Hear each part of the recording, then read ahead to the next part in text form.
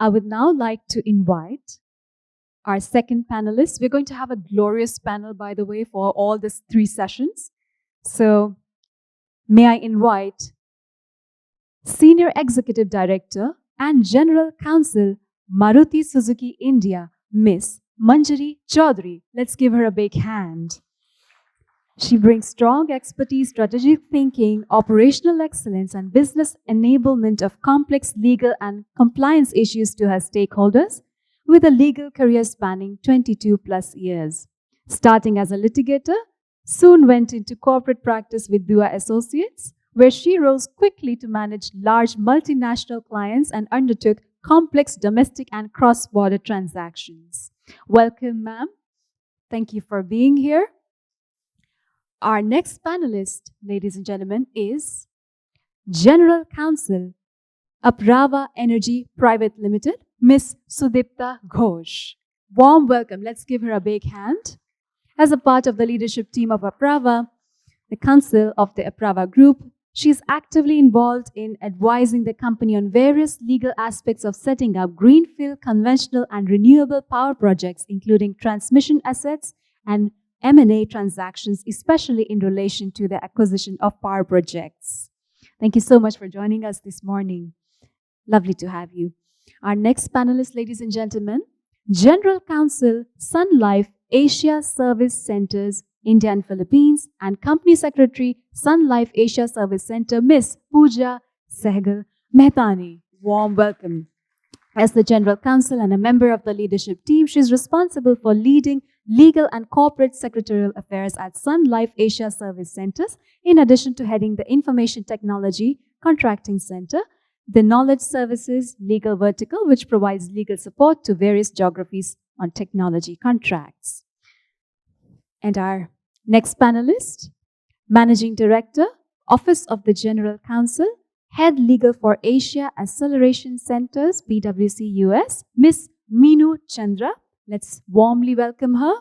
25 years of experience in general commercial litigation, compliance, as well as policy advocacy in IP, privacy, cybersecurity, with research and training experience across US, UK, India, in high-tech and ITES companies like HCL, Microsoft, United, Lex. And our next panelist, ladies and gentlemen, is Associate General Counsel, Intel India, Miss Arpita Sen. Let's warmly welcome her. Over 25 years of experience as an attorney and 20 years of experience as a designated General Counsel, Compliance Officer. She has held leadership positions as a trusted management advisor with required leadership skills for heading and managing a corporate legal, compliance, and ethics function, as also managing intercompany legal relationships. So I now hand over to our wonderful moderator to please carry out the session. Thank you so much, and welcome all of you on the board once again. And in-house counsel to booking a seat at the boardroom, it is like one of my favorite topics, I can say.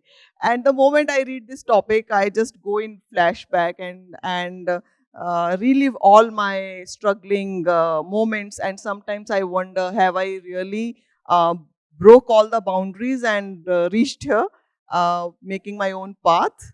I think along the way, I just kept empowering myself because I always believe that every woman on this earth has immense strength. We all just need to recognize and utilize that. And my journey till now has been like a roller coaster ride, and promises to continue to be exhilarating, and trying to cover a place for oneself in a profession where men like outnumbered women by far has its own set of challenges. And end of it, I feel I always emphasize more with the issues which that are unique to women. I think that is always been my problem.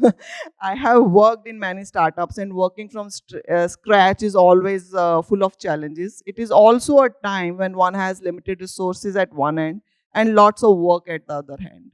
And the best phase in any organization is when you are the one who set the rules and then work on them. And then you, end of it, you will become the master of it. And so I will start with Sudipta.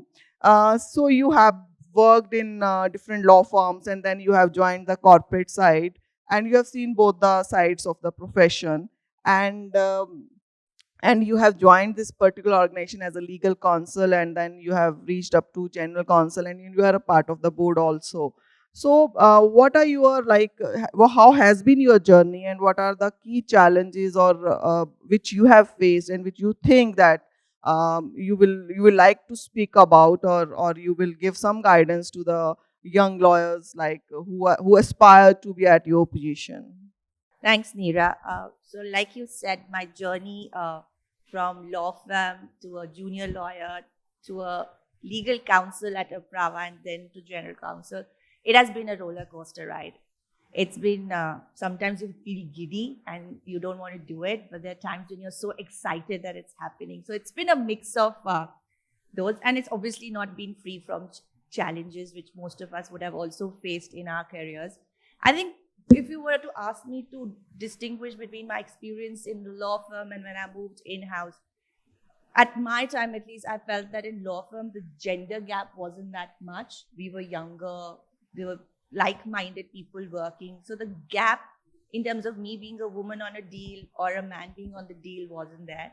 Yes, there is a boys' club, but it wasn't so difficult to crack into the boys' club because you've probably studied together and, hang out together. The only thing which also made me then take a step back was at my time, there weren't many women who had it all in law firms. There were very few women partners who had families and kids. And, if you aspired to have all of that, I thought law firm wasn't the place. But fortunately, things are changing. I have friends who are partners in law firm now and also have families to take care of. So it's a great transition that I've seen over the span of my career in law firms. When I moved in-house, when I was a junior counsel, things were fine. When you're junior, I think the struggles are lesser. When you climb the ladder and you are a little senior in the organization and you're one of the few women, it's very difficult for men to hear you. It's very difficult for them to hear that, why is she telling us what to do? It's not, it's like the first reaction is, oh, why is she telling? In a meeting room, and I'm from the power sector, it's a very regulated sector, it's a very male-dominated sector. And then I'm a lawyer. My job is to tell people what you're doing is either wrong, right, or you have to do it differently. It's not easy for them to hear it. It's very difficult when you are the only woman in most of the meetings, and especially in boardrooms now, for your voice to be heard. More often than none, you would be probably thought as the junior one who's sitting and taking notes because you're the woman. That's the first stereotype that hits you. It's tough to break that. And I think in those struggles, I've learned that, it's difficult to say, oh, I'm a woman, so that's why it's happening to me. You need to break that from yourself. You have to stop second guessing yourself. And that's what my mentor told me, that, you need to choose the battles you fight. So when you're on a table, and that's what I keep telling myself, there are lots of things get discussed, but you need to pick up a point that makes the difference, that makes people think. And it's a gradual process, because I have done it and I've learned from my mistakes. I would always think, oh, this is not right. And I'd be like, don't do this, you can't do this, and stop it. And I realized that, then it just becomes like, oh, she's again talking about it. And it's very easy to say, oh, like a woman, she's whining again. And that needs to change. And that's something that we have in our control to change. There are stereotypes attached to women, but I think it's on us to kind of slowly change, bring to the table what brings value to others. You have to have your voice heard. Otherwise, you are just another, nowadays people want women on the board because it's become a legal requirement, but you don't want to do that. I personally despise. Sudipta, can you keep the mic? I personally despise any job offers or calls that come to me because it's a diversity role. And I was like, you can look more beyond diversity at me for the work that I've done. So yes, those stereotypes are there. But as I said, when you're in the GC role, or even now, it's very few 2 years in the board, and it's still a learning process for me. But like I said, I think you need to bring that gravitas on the table. You need to pick up points which matter and which make people think. And with the minute you bring value to the table, people start listening to you. People start thinking that yes, you're adding value. So I started stop second guessing myself, because I would think that should I say it? Will they think that, oh, why she's saying this? And I used to do that a lot. And that came, I think, because somewhere subconsciously it was like, oh, I'm a woman. Do I need to say this? Will it be taken nicely? Stop second guessing yourself. And now I keep telling myself in my head, stop second guessing, second guessing. The other thing is networking. I am terrible at networking, but unfortunately, you need to network. You have to have allies who are backing you up. And, they say behind every successful man, there is a woman, but it's equally true for women. Behind every successful woman, there are bosses who believe that women can do it. There are supportive husbands who say, yes, you can have it all. And their peers and colleagues, male, female, who think that you can do it. So you need to build that ally, and you need to work along with people, know what's happening. And that's where I think slowly, those are bits and pieces that move up. But it's not been free from challenges. But I think from every challenge, you've learned something. I still remember when I was in a law firm and I was negotiating a deal, there was a banker who had corrected while he was saying something, and he turned back and said, women should sit at home and make rotis. I was a young one, boiled blood, and I said, I know more in the document that you know. But it didn't do anything to him. It cost me the deal. I was out of the deal. And then when I moved in-house, that same banker was financing one of our deals, and I was asked to sit out of the transaction. But it was at that point when my boss stepped in and said that, no, she will be on the deal. You want to do it, otherwise forget it. You need that support. And sometimes, and also I realized that maybe I should have been not so aggressive and said, you don't know anything about it. So yeah, I guess you balance it out somewhere. But there are stereotypes, and I just hope that when my daughter gets into the corporate profession, these stereotypes will probably reduce. I don't think it will go away, because I thought it would go away by the time I reached that seat on the table, but it is not. When I became the GC, the same people who loved me as a junior found it difficult to hear and see that I had a voice on the table. So those transition period, and to kind of get into the mode, it takes a time. It's challenging, but it's also very exciting, because every day you are learning something new. And it just makes me very proud that over the last 18 years of working, I have achieved, at least in terms of getting in the gender diversity into Apraava and breaking that, thought process that we can't have senior women in, women in senior roles. And that's progressively changing, at least in Abrava. I'm really proud of that. So yeah. Okay, that is very insightful, Sudipta. And whatever you were saying, I can clearly relate to that. When I have joined the board, like there used to be meetings, committee meetings, and in between there used to be some break time for 5 minutes, 10 minutes. And I used to feel like a hell sitting during those break times in the boardroom. It is like I have worked in an organization which is a very level playing field. That's why they have given me ample opportunity to grow. But at the same time, when you are on a board, there are the other people who are sitting in the board matters a lot. The way they make you feel they are sitting, and I used to like, I should not, like these break should not be there. And I always used to move out, making some excuse. It happens twice, thrice, and then I spoke to myself. Like that was my internal thing, like my internal bias towards me, that why can't I sit when everybody is having a cup of tea? Why not I sit and have a chat?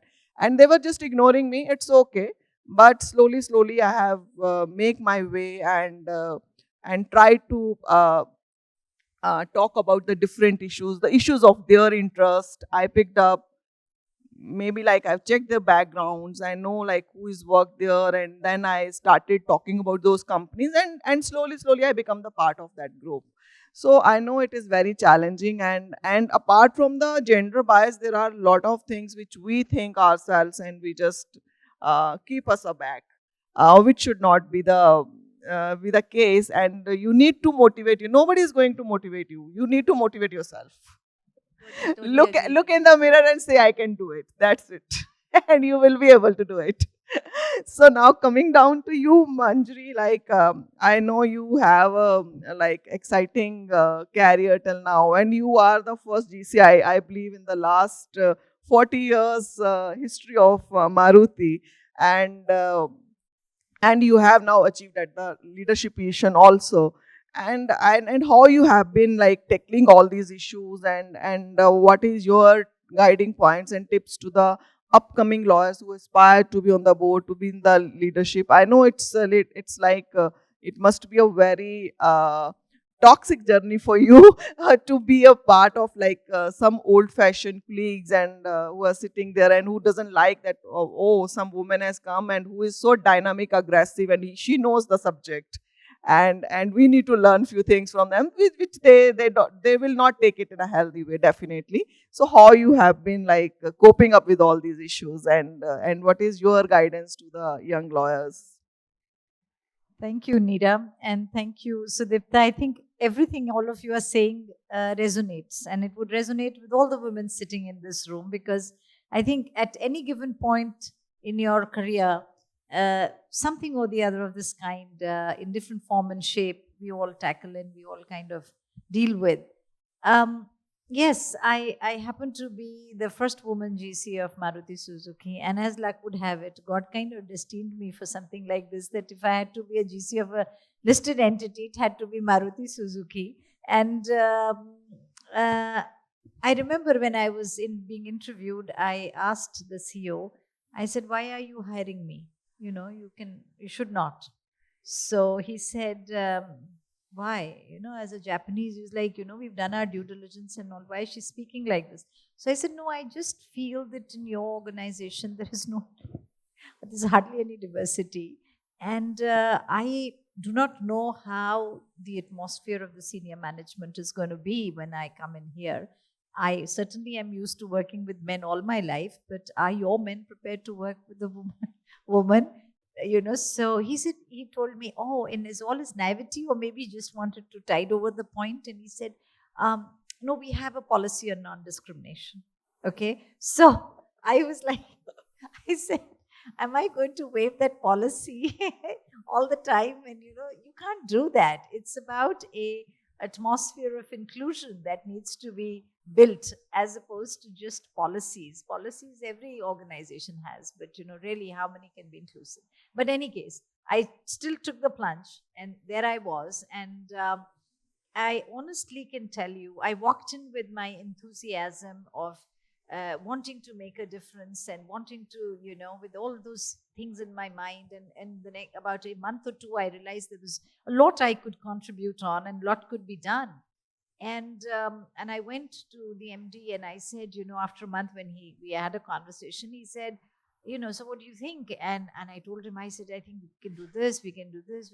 And he smiled and he said, he didn't say don't do it. So I took it like, yes, I can do it.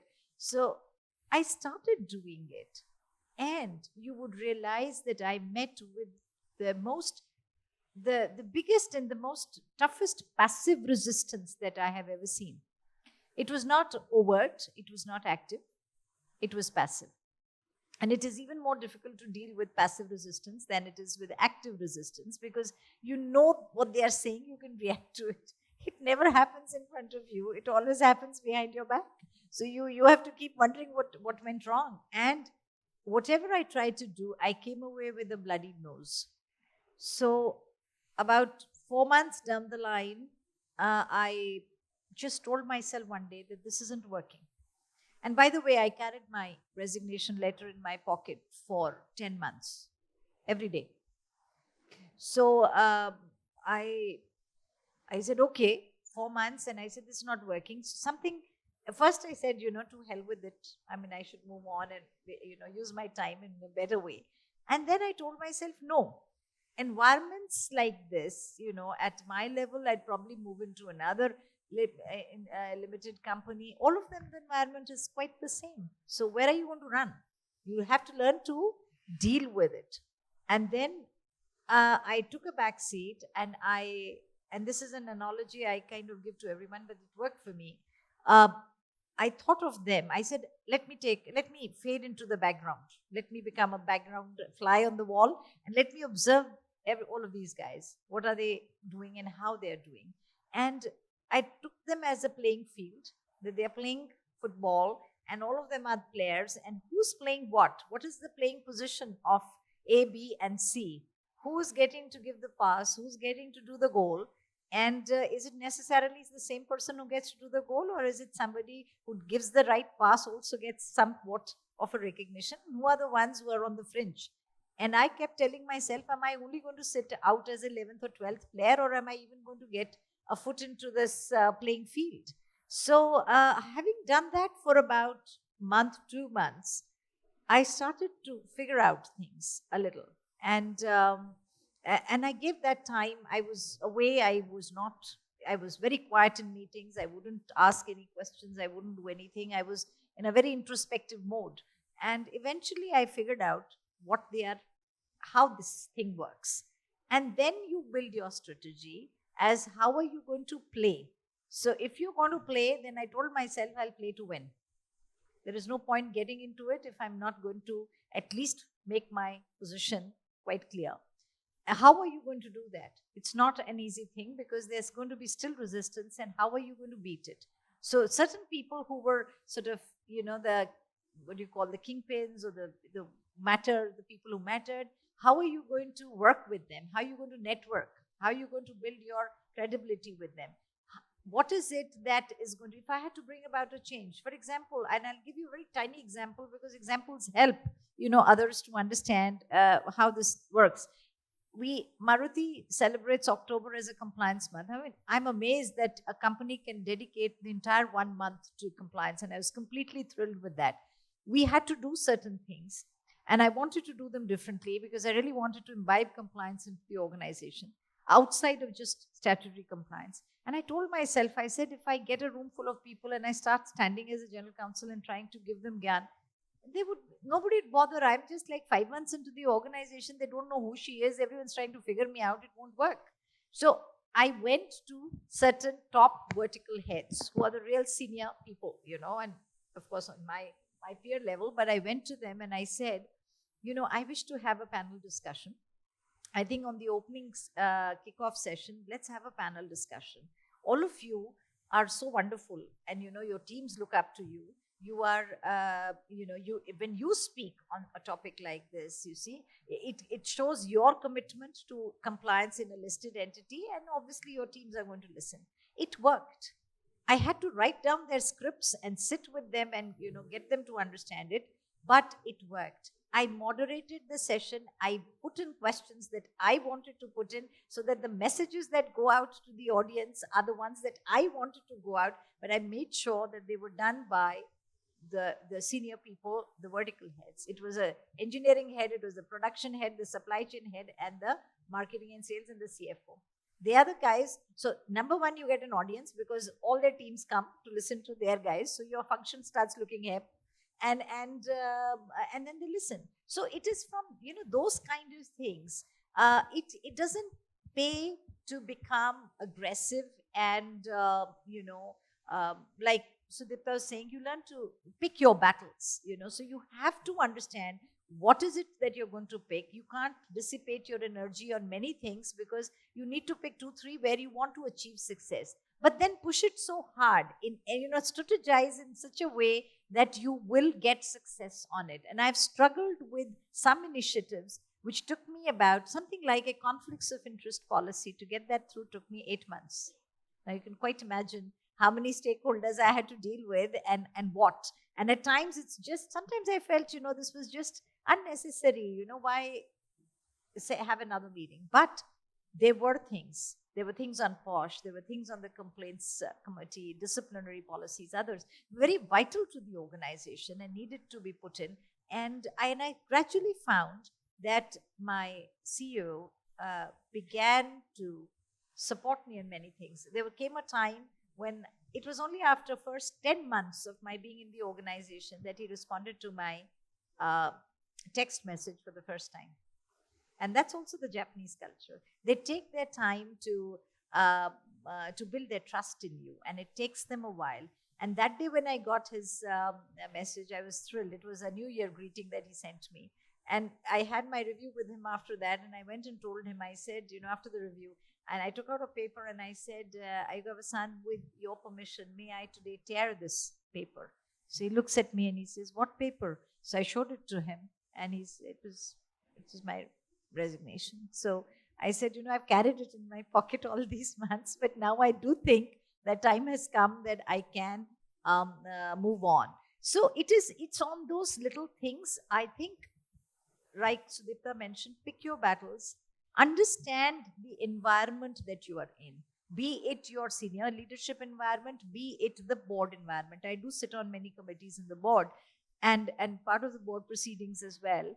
It's a different world. It is a male-dominated world. It is the old boys club, but you got to fit into it. And to fit into it, you have to, firstly, mostly, and for all of us lawyers sitting here, you really need, you are already wearing your legal hat, but you need a bigger hat that fits on top of it, which is a commercial hat. You really do need to wear that. And that is the hat that should show when you are talking to leadership and when you are talking in the board and making a point. It has to be from the perspective of what is the benefit of the company in this regard. You got to marry the legality of that to the requirement of the business, and then try and fix it and see it. Yes, there will always be these prejudices, but I think today when I'm in my 5th year, I think the same people tell me, "Kya madam, ab to aap Marutian ho gayi hain." So I asked them, what prompts you? What made you think that I've become a Maruti? Ma'am, ab aap meetings mein utne sawal nahi puchti hain. So I was amazed that was the criteria for my being a Marutian. And I told him, and I said, look, main puchti nahi hu, but I still get my answers. I've just used a different mechanism of getting what I want. You got to strategize it, and in the right way. I do recall my old grandmother, my dadi. She was an illiterate woman, but I thought she reigned with a martial hand. And I used to always look at her that she was so strategic in her thinking. Earlier I used to think she was manipulative, but now I think that she was highly strategic. She knew who to twist, how, and at what time, kiski tarif kab karni hai, kisko kis pe bolna hai, and how gently she would just sort of, keep throwing those things, and, the message got across. So you really have to build that mechanism. Some of you there's a flip side to it, and some might object that, yes, but if I have a voice, then I should be able to voice it. I'm not saying that you take away your voice at all. All I'm saying is, for you to have that voice, you need to take a step back, and you need to rethink, need to strategize appropriately, need to think where you're going to be able to make a difference. And whatever you say must, like Sudipta mentioned, must add value. When you add value, say less, but say things which add value. And then see them through. If you're running an initiative, don't allow anyone to derail it. There'll be many who'd be willing to do that quite willingly. But you got to keep pursuing it, because it is only when you achieve success in those things that people start to measure and begin to take you seriously and not for granted. So I think, and somebody, our chairman, and he's 88, he's still our chairman, and Mr. Bhargav is the doyen of the auto industry. And I went to see him when I joined, and I took his book, which I'd read, and very, very great flourish. He did sign it for me, and I still hold it. I just asked him a question when I was leaving, and I said, sir, I said, you've been the longest in this organization. In fact, quite responsible for setting it up and then to where it is today. I said, what would you think of as a mantra for success in this organization? And he was silent for a few seconds, and I kind of kicked myself. I said, I think I've asked the wrong question. But then he told me, he said, with great thought, and I hold it in great esteem because there's a lot of wisdom in what he said. He said, Manjuri, learn to develop a thick skin. And believe me, it is your greatest aid your greatest panacea, because you will be troubled, you will feel angry, you will feel let down, you will feel compromised, and you will feel highly patronized in when you have an organization where I work. And sometimes, Billy, I'll tell you, there could be a few instances when it might be intentional, but very often it is highly unintentional. It's their way of functioning. And you might feel very offended by that or whatever, but if you do, you must develop a thick skin. You got to let it pass many a times. You cannot pick up everything and feel worried and thinking that it's going to impact me. So with that, I think I'll hand it over. I think that's quite a start. Yeah, that is very insightful, Manjari, and I think you have motivated many here in the room who are facing different challenges in their present organizations, and they are now all geared up, must be geared up to take the next challenge in a more positive way and with a more, I think, with a cool mind. What you have been doing in Maruti for all these years. And I feel that being in this profession, you work, timings are 24/7 and 365 days, and you can't say no to any challenge come across. If you say no, then you are not in the race. And it could be that I feel that women always juggle a lot more things than men, like family, home, work, and always under harsher scrutiny to see where she misses.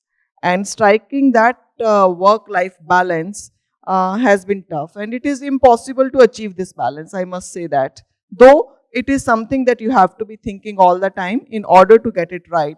And due to this stress, your mind is never at rest. So challenges will be there, balance will not be there, the magnitude will different at a different point of time, but you have to tackle all these issues on your own. Nobody can guide you in such situations. So you have to be your own motivator, as I told earlier also.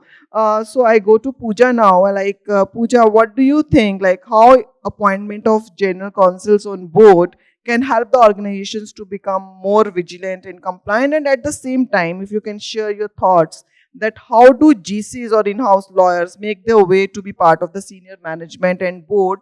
And I'm not talking here about the woman lawyer, I'm talking about the general counsels on the board. What kind of impact they can have on the board working?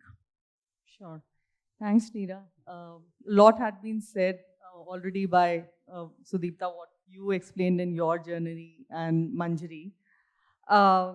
I had a very different situation from the very beginning. I am a lawyer and I'm also a company secretary. I have always been leading the legal department, but there was a very different situation that I have been on the boards, being the company secretary, and also because I was the legal counsel. So, I say that it was a great opportunity right from the beginning to be on the board. And then what happened, I'll just start with an example. In one of the organizations that I was working for, all the India board meetings, since I was managing, because I was a CS and also there to represent legal, I used to be called for and I had to be there. And there were some board meetings that happened abroad. And I was not taken there. Then one day what happened, after a few years, when the chairman, for a particular board meeting, I went and he said, Pooja, why aren't you there when we go to Paris? He didn't even wait for my answer. He turned to a managing director and he said, all of you are not coming if she's not coming the next time. So I got a great sponsor in him from the very beginning. And why would have that happened? Because he would have seen the value that I add, right? So whether you are a male or a female, that happened to me, I guess, because I was a female, and also because I was the youngest member there right from the beginning. When I was on the boards, I was there. I've been from the beginning of my career on the management committees and other committees as well. So, a complex mix that I got an opportunity, but then the challenges that I faced. Very subtle, and as Manjari alluded to that, very passive aggression. If now there's a term point for it, microaggressions, and we talk about it. Earlier, we never even used to talk about these things, right? We were learning how to deal with it. There are DEI agendas these days, and things are being worked at. At least we are talking about it. But when we started, nobody ever used to talk about it. But Manjari, probably I was from the very beginning following, having that thick skin. There were there were times that I also used to feel let down. I also wanted to show my aggression, but I kind of had that patience. And then, as Sudipta and Manjari said, that you have to kind of strategize, how to navigate through those challenges, because sometimes people are doing it intentionally, and I agree that most of the times it's also unintentional, right? And as Neera at the very beginning said, that you have to earn your position. Now, by the role that we have, and very critical role, and we have all, at different forums spoken about how you become proactive in guiding your executive teams, since you're on them, your management teams. The role of the general counsel has evolved. You'll be consulted definitely, and you would have seen more, now that we are post-pandemic. Crisis management, crisis management has now become a part of the GC's office. And it has become, a regular KRA. And because of that, your leadership teams, your business functions are going to come to you. And the value that you add in not only waiting for a situation to become complex, but try and advise so that you can, avert those risks. Go to them with a solution. And that's how you slowly, through the journey, earn the trust and the respect of the business functions. And, there's one aspect of formalizing the role of the GC by being on the board or by being invited on the board just for a particular segment, but it's an altogether different thing that you earn the trust of the senior management and the board, so that they have to call you, even if you're there on the board or not. That shouldn't matter. By the role that you've played in your day-to-day functioning and your team's play, you earn your position on the board. That's very, very critical. And the advisory that we, impart for all the different functions, be it audit because of the changing regulatory regime, I think it becomes imperative that the general counsel has to be consulted. And when you are a part of the company's strategy making, when you are part of the business decisions, it'll be it'll be a natural course to be there on the board, right? And be advising, working very closely with the CEOs and then the board. But when you're on the board, then you have to take the legal hat off and think commercially.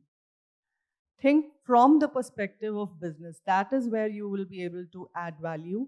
And that is how you are going to be heard, because most of the times it's going to happen that you're the only female member there on the board, right? And it's tough. It's not easy at all. Maybe the same point that you're making will not be heard and the others who are making will be heard. But you have to see how you navigate, again, how to kind of make that point, and also keep something in mind that you don't have to, work in a way that you reach a certain position and then you have to make a point.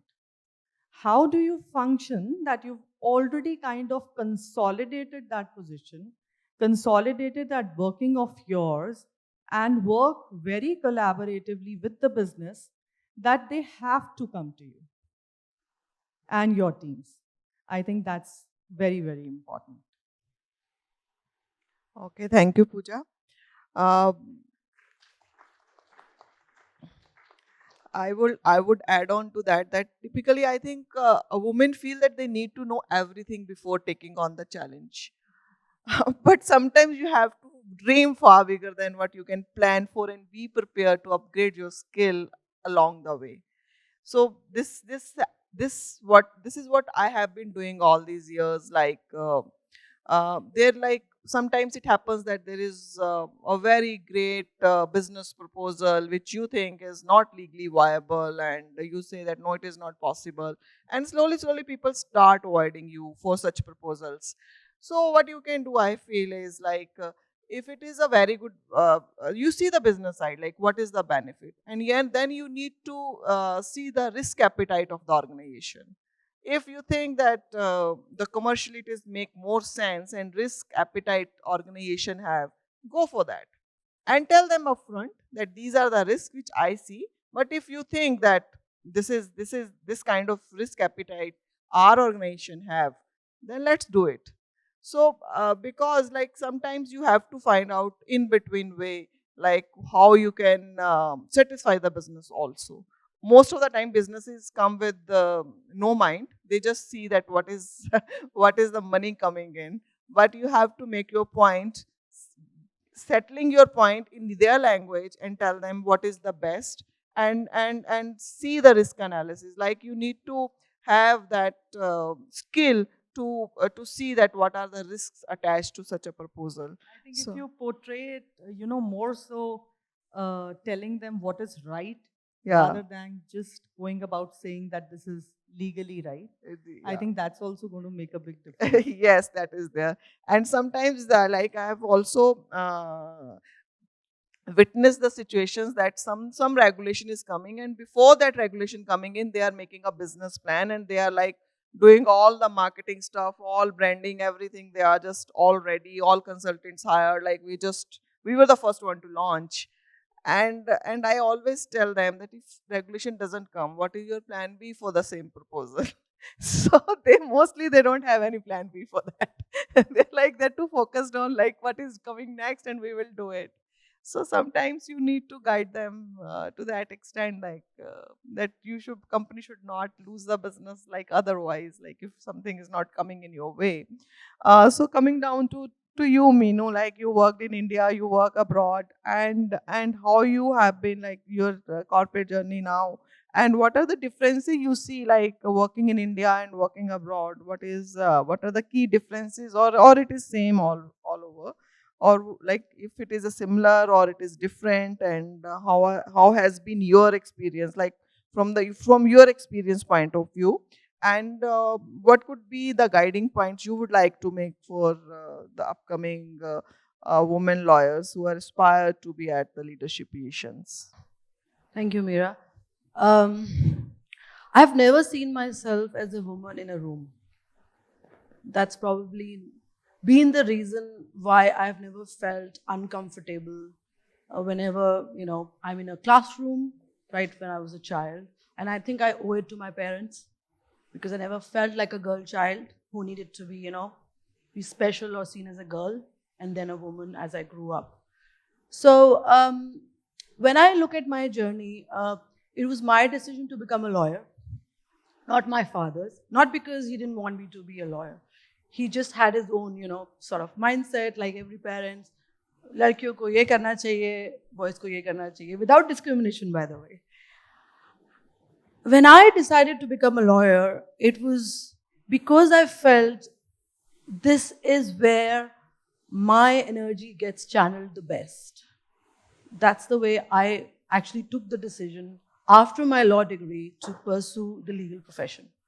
Because I had done something parallelly as a software engineer as well.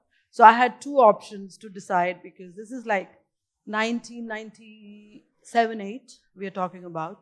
And I said, I don't want to be a coder. I think I can do well with the energy that I have, and this is the place for me. So when I went in, I didn't even realize that I'm going in as a woman into a legal profession 25 years ago, which was pretty male-dominated at that time, which speaks for the fact that when I was in the law school, Campus Law Center, we were 6 girls in a batch of 500. So even then I never felt I was a woman in a room, which is great. But then I think fast forward to a lot of stuff that I did in the High Court, lesser girls, but I'm really happy to see 25 years with all the law schools and the NLUs and everything. There's so many girls and women in the profession, which is great. The diversity is increasing, and we're talking about diversity in this session as well. I think that diversity in the legal profession was organic. It wasn't about, oh, we need to be more gender diverse in the legal profession in general, right? While in the corporate sector, yes, it is a very, now it's a movement to be more gender diverse, and in diversity and inclusivity is a lot more than gender now. So when I think of, when did I really feel like a woman in a room? I think the first time I saw in my journey as a professional was when I was in the boardroom. In fact, when I was in Microsoft, because it's a multinational company, already gender diverse, our GC was a woman GC in Microsoft, Madhu Khatri. I never felt again the same, it was just fine. But when I joined a very, very homegrown company, which you all have heard of, HCL, a fantastic company, and then it organically grew into a technology company, HCL Technologies.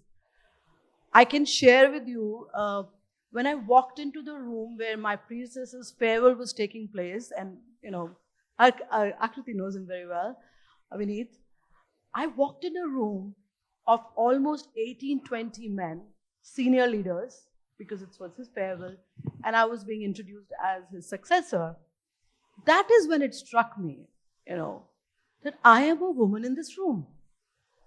And that was like a very, very, and just like you, Manjuri, I had that thought, oh my God, what's going to happen now? Yeah. I kept my resignation for 6 months in my mind. So yeah, that's the first time I think I felt I was a woman in a room. But there was an EA of the CFO and myself, and that's it.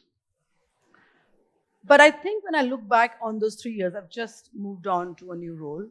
When I look at those 3 years in HCL Technologies, I felt this was a place where a woman can actually demonstrate that she can add value, which I was very happy to see. And then there were situations where I was also able to observe other women leaders who were, in a sort of committee meeting, board meeting, where they would be presenting.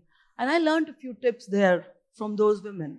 So like, you said, don't pick the battles unnecessarily. What is it that you're going to achieve, right? You need to know where you need to voice things and how you need to voice things. Initially, I was just observing, and I could see that one of my colleagues, my women colleagues, who obviously I couldn't have mentored because of different relationships and work, but I could see every man in the room was almost making fun of her. And I felt so bad in that situation because all she was doing was, she was asking the right questions. It was all about gravitas. It was all about how do you come across, when do you speak up.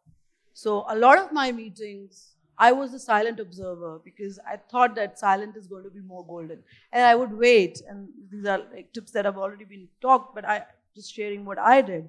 I would wait for them to actually ask me of that question, seek that advice. So, earning that place at the table in that gentleman's club, I used to call it, because they were very senior people. So it was very interesting to see over the 2 years. By the time my second year was over, I had already brought up a whole overall of their compliance framework for 54 countries. That spoke to them. The kind of board reports we were presenting was what spoke to them about the value I had added after coming into that room. And then I stopped feeling like a woman in that room, actually. I myself stopped feeling like a woman in the room because I felt I was contributing as anybody else. And I think it's in this reflection, I realized that it's a lot about us as well. How do we see ourselves? And the only time I saw myself as a woman in the room was because I felt that how am I going to add value to this huge board and this huge organization? And am I, adequate enough to some extent? So my sort of journey has sort of brought me to a place when I took this new role, which is basically very, very, likening to what Pooja said. I have to be now part of the board proceedings. I manage the secretarial function in this new role. And of course, I have women directors there, but I think it's my journey at HCL Tech which has empowered me even more to do my next thing. And I always call my next thing as an adventure. So on my next adventure. And what we need to do is to build those blocks. A lot of students in the initial part of my career used to come, especially when I joined Microsoft, every student will come to me and ask me, how can I join Microsoft? Because it's an aspirational brand for them. And coming to the piece of the session, how can I join the board, right? It's very similar, aspirational. I think it's about building those skills, those competencies, those blocks that can add value to the role that you're aspiring for. And in that process, empowering yourself. And as someone else said, you can do it. You are doing it. Why do you think you're the woman in the room? That's how I felt. Coming to really what we should be focusing on when we are in those forums, I think I've alluded a little bit, but the thing that I learned in my Microsoft stint, working in a more of a IP kind of a role, is about growth mindset. A lot of people must have now read it, but 6-7 years back, one of the key things Satya started inside the organization was growth mindset. And it has stuck to me since then. The fact that you are not looking at a problem is the key thing. You have to start looking at where is the solution. The whole mindset issue of saying, oh, this law has come in, now you will have to comply, these are the problems that you will face, this is the cost of the compliance, all that. Go with a model in the room. Hey, this is how we'll make it easy, painless, cost-effective. This is the solution to where we want to get to. That's, I think, is a mantra that I have taken away and I think really works in the process. Thank you, Meenu. Thank you, Meenu. I think you had a wonderful experience. And if I talk about my own experience, like I realized in my 20s that no one is going to come and show me everything I need to know. And there was nothing stopping me from teaching myself and asking for the opportunities to learn. I still remember in my first organization when I joined, the team, the legal team was existing team. They were very old people, but they told me that you have, बेटा आपने ये join तो कर लिया है, लेकिन ये boss आपको 3 महीने से ज़्यादा टिकने नहीं देगा. So on the very first day, I got this challenge, and I just 1 year in the profession, and I was like, okay. And I was very aggressive that time, like in the start of my career, and I was like, okay, I'll take it as a challenge. And that boss used to do everything possible on the earth so that I should not able to work. So if I'm doing one thing, he's like, stop it, do this, stop this, do this. I told him, okay, fine. So what I used to do, I used to document everything. I used to send a mail, I was doing this, but you have asked me not to complete this, so I have started doing this.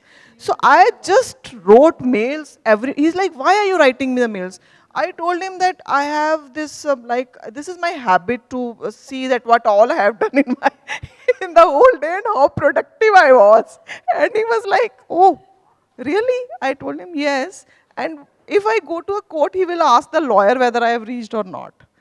He was like that kind. And then I started taking him on head on. And one day I went to my MD and I told him that, what kind of people you have recruited in your organization? Because it was start of my career and I have nothing to lose.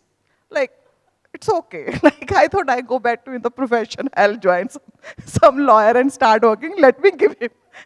So what happened out of that he has given me the independent role in the other other company, and although he was not like, even my ex-boss was not very happy, and he do whatever is possible to be done so that I should not be in a system. But when you are young and you are just passed out, you have that kind of aggression, and I feel there is no point, there is no harm showing that aggression. If you are right, you should show that. Yeah. Like at least So- few people needs to teach the lesson sometime. So I agree. I don't want to land a message that you will be handheld anyway. So let me clarify that from my journey. It's not about how you will learn. It's about your willingness to learn, first of all. When I joined the profession, I joined somebody, obviously I know that's the way it worked, right? And I trained their clerk along with myself. So I had to train a court clerk along with myself, self-learning, ask all the stupid questions at the registry right from day one, right? But it is about your attitude and proactive willingness to learn and not to be afraid and say that you know it all. I mean, even today, my mantra is learning. The only reason I have moved on, by the way, from HCL Tech is to learn. That's the only reason I would move to any new role, and I've always done that. So I think it is about wherever you are, yes, aggressive. Oh, I'm very aggressive, by the way. I had to tame it all along, and I've had situations, just to share, where I suddenly became a team leader for my peers. And I went through hell. I went through hell. I was aggressive. I was angry. And I came out of that maybe scarred a little bit, but at the same time, now that I look back, I'm like, whoa, what I learned from that, not to do. What I learned, how to coach and mentor.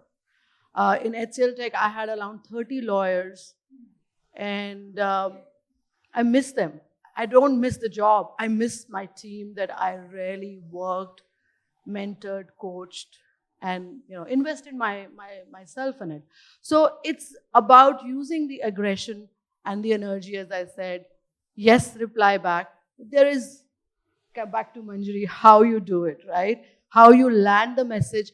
Because at the end of the day, as I said, people are seeing you as a woman in the room, which means they will come back and say, women yell, women are too pushy, they whine, they crib, and all those biases will start coming out the moment you don't do it in the right manner. Aggression, absolutely. Force, absolutely.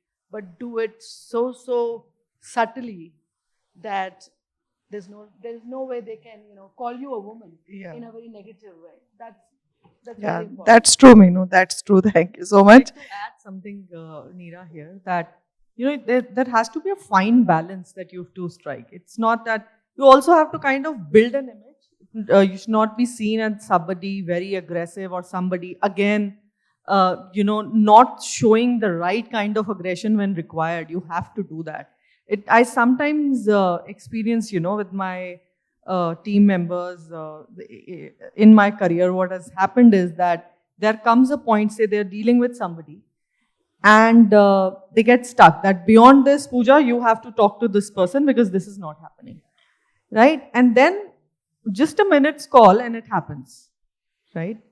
Now, it maybe it is by virtue of the position that we are holding, but I most of the times think that it's not due to that. It's how you kind of talk to that person, and it's not that 1 minute call that has made it happen. It is the kind of network that you build. That's very, very important. The networking and, collaborating with people apart from work, which we often forget to do, but is very relevant. Right? So building your allies, your sponsors, your advocates is also very important throughout the journey. Okay, thanks, Pooja. So I'm coming quickly to Arpita. So Arpita, like IT and technology sectors till now have been dominating by the men, same as the legal profession. How have been your experience to working in such a sector, and what is your idea of leadership? And what are the guiding points you would like to share, not only with the women lawyers, but all the youngsters, which can help them to climb the leadership staircase? Thank you, Neera.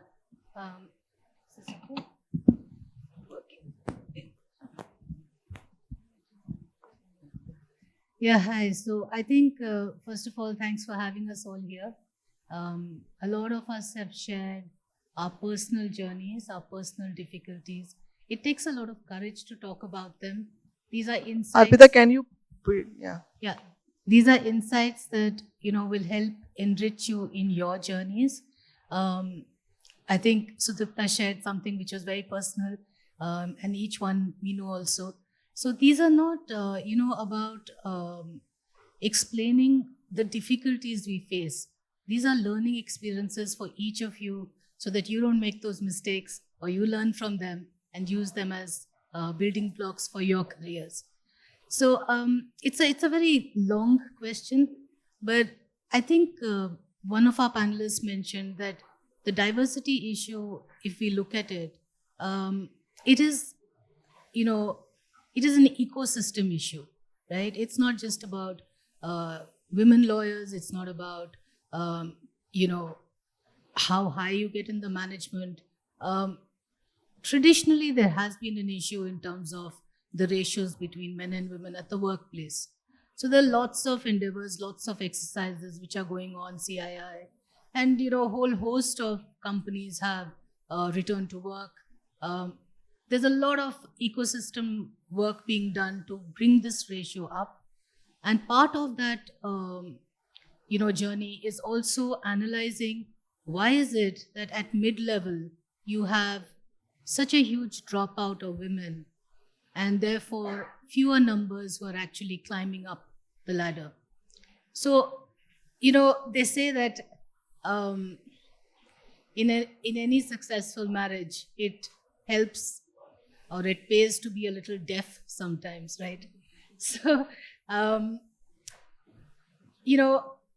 there's a right space and a right time for everyone to speak.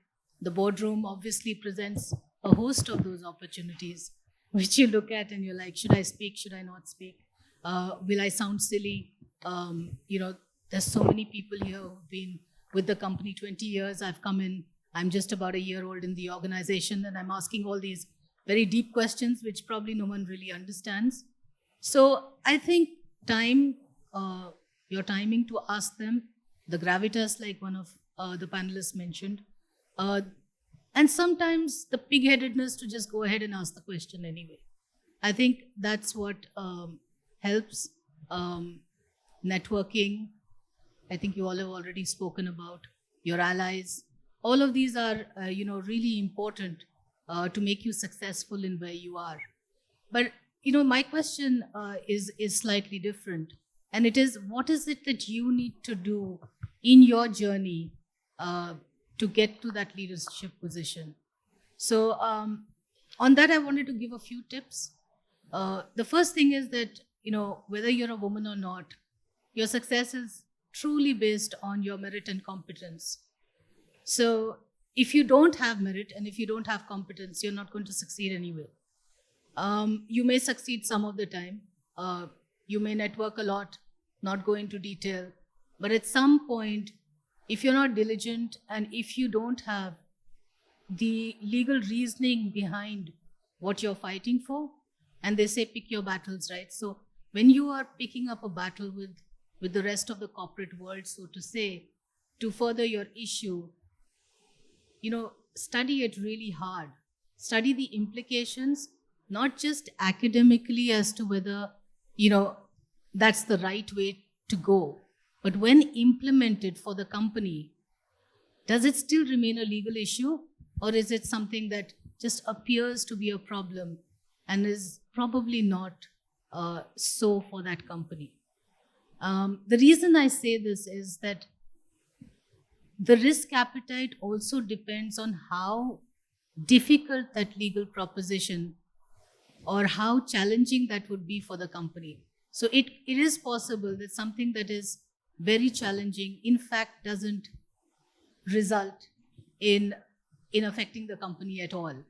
So what I'm saying is, do the research, ensure that you have the merit to speak, that what you're speaking has the gravitas behind it. Because when you affects the ecosystem for future growth of other peers in the system. I hope this has been helpful. Yeah, thank you, Slightly Arpita. different perspective, Thank but thanks very much for the opportunity. Thank you, Arpita. I know we are running out of the time.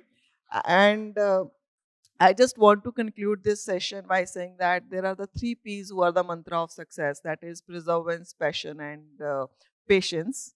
And it is always helpful to do a dialogue, uh, continuous dialogue with yourself, that what you want to achieve and why you exist.